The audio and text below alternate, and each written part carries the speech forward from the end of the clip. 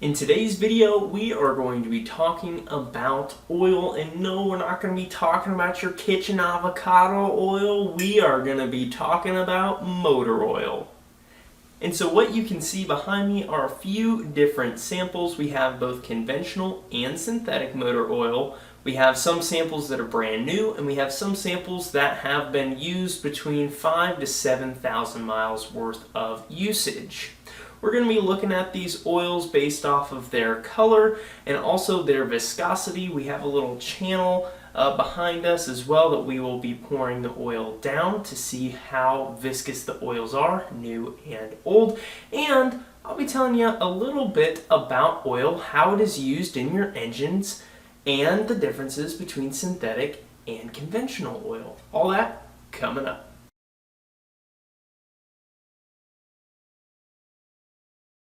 So before we dive into that, let's get the educational stuff out of the way. So first off, oils are used as a lubricant between two surfaces. Think of if you've ever gotten some olive oil on your finger or even some oil while changing your own oil on your fingers and you rub them together, they are much easier to glide past one another when you have that oily surface in between your two fingers. Now, as a direct byproduct of being a lubricant, this protects the internals of your engine rather than having a metal-on-metal contact. Now you have a lubricating surface between the two components. Additionally, oil is used to capture contaminants inside of your engine. This could be soot, like carbon buildup. This could be dirt, rust, anything that gets inside of your oil. The oil will capture it, and over the course of the oil's lifespan, it will get darker due to all of these contaminants being captured inside of the oil. Now, what you'll have happen over time is as that oil becomes darker and darker, it begins to break down. It degrades, and that is why you have to replace it. It's not doing its job as well as it once did when it was brand new. Now we're going to talk about synthetic versus conventional oils, and there are a lot of experts out there that know far more than me, so we're just going to touch on the surface, and I'll put some videos down below that you can check out if you are interested even more. But real quick, synthetic oils are engineered with hand-selected base oils. They have certain additives that are added in depending on the application that they are for. It might be racing, it might be off-roading, a high-stress situation, towing. There's all sorts of different applications that these oils are designed for, but what you are commonly left with is a standard oil profile, the standard oil particulates, that is. And by having these more standard size oil particles in comparison to a conventional oil, which may have all sorts of different oil particle sizes, what you are left with is a smaller range in your viscosity index. Whoa, time out. What in the heck is the viscosity index? So your viscosity index is just the measure of the oil's viscosity on the y-axis, and then on the x-axis is going to be temperature. So at a cold temperature here, close to 0, you're going to have a really high viscosity, and then as the temperature warms up and goes further out from that origin, you'll have a thinner or less viscous oil. And so with a synthetic oil, that range is going to be a little bit tighter because all of your oil particulates are the same size. Your conventional oils, as we mentioned, have a wider range because they have bigger sized oil particulates and really small sized oil particulates that may burn off up here, and then some of them may take a little bit longer to actually get flowing. So now getting right into it, we are going to start with this 0W20 oil. This came out of a 2016 Toyota Corolla, and it had roughly 6,600 miles on it. It's fairly dark here. I'm just going to put some on this spoon. You can see just how dark it is in the spoon. We're going to lay some down just right here on this piece of paper. Overall, really not too terribly dark. honestly, you could probably run this oil a little bit longer than that 6,600 miles, but overall looks pretty good. And now we're going to move on to our 5W30. This came out of a 1999 Toyota 4Runner with almost 150,000 miles more than that Corolla. This is conventional oil. I can already see it's a little bit thicker just getting it onto the spoon. So now let's go ahead and put it onto the paper. You can see that one is noticeably darker right off the bat. Not sure how well that shows up on the camera.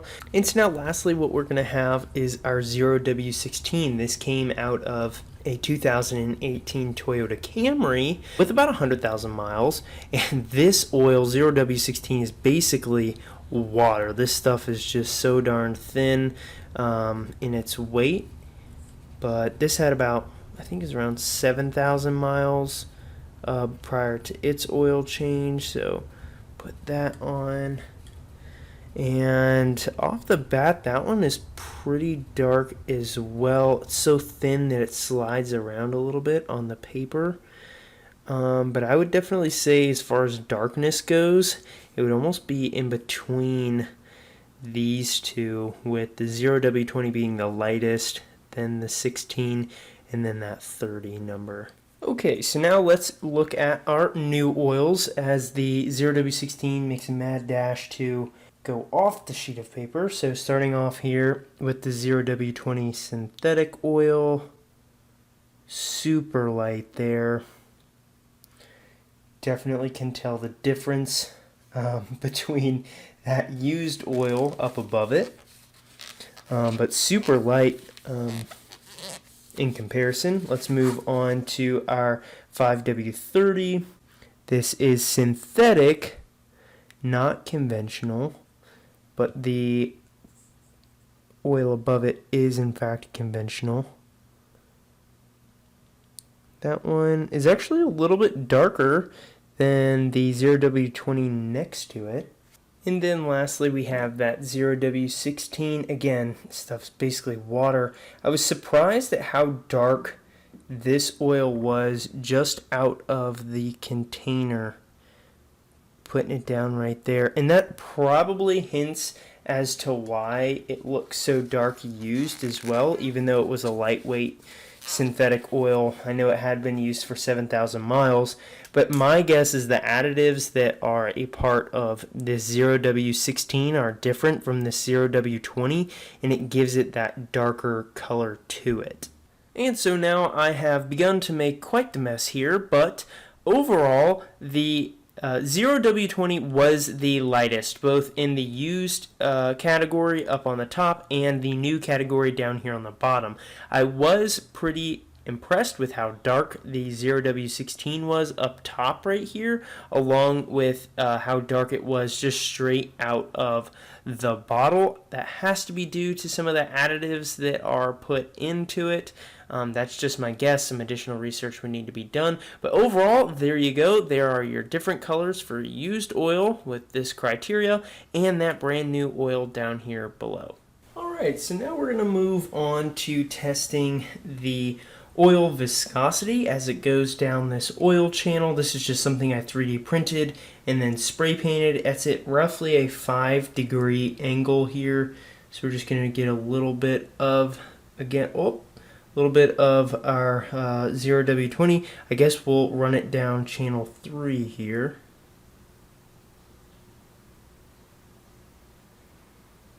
And seems to be flowing pretty well. I'm going to go ahead and grab the new version of it as well.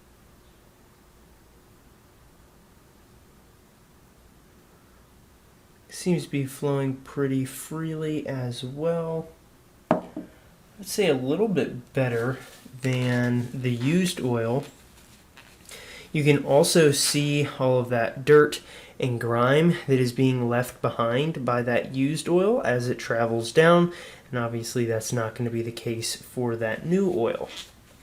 Now moving on, let's look at the 5W30, which is a higher weight oil, and we'll start with that used oil here in 2 so we can get that nice comparison to the 0W20 right here and drip it down. Oh yeah, definitely thicker, that's for sure. Not moving nearly as fast as that 0W20. Let's go ahead and wipe this off and we'll get that new synthetic 5W30. Man, that's just like a slug going down. Super slow. Seen grandmas move faster than that, that's for sure. Alright, so here's the new synthetic 5W30. Even this is, this is fairly slow too. We can see it's moving a little bit faster. And again, that used version, you can see the dirt and grime that is being left behind in the channel itself. And now we can see that that synthetic version is catching up to it. Super cool. And you can actually do measurements for oil viscosity. There's a standard procedure to follow to measure the viscosity of oil. Obviously, we're not following any standard procedure here other than visual and having a uniform angle that we are flowing this product down, all on the same smooth surface. It almost looks like there's nothing that's even been put in for at this point. It's all almost all flown down that chute. You can see over here on this side that 5W30 is catching up as well. So now we've had our synthetic 5W30 just beat out the conventional used 5W30 as we've gotten down to the bottom of the flute. The world's slowest, most boring race. But overall, super intriguing between these four different oils. I'm going to wipe this off and now look at that 0W16, which I'm sure with how watery that is, it's just going to shoot straight down these flutes. We're going to go ahead and put some of that on. Just a little. Stuff is so thin. Should shoot straight down. And there it goes. And we'll wipe off this old.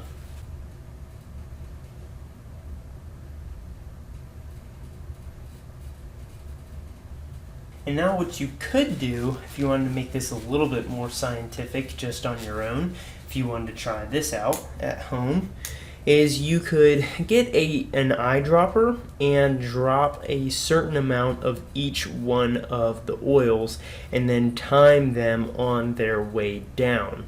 And you could get some level of comparison with the timing being your metric to look at. As you can see here just on visuals, this one's moving fairly quick.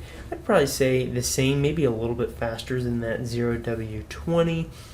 As it's making its way down, you can see it's already getting close to surpassing the used version of itself. But again, just something that is pretty neat to look at if you do have a couple of samples laying around from changing your own oil.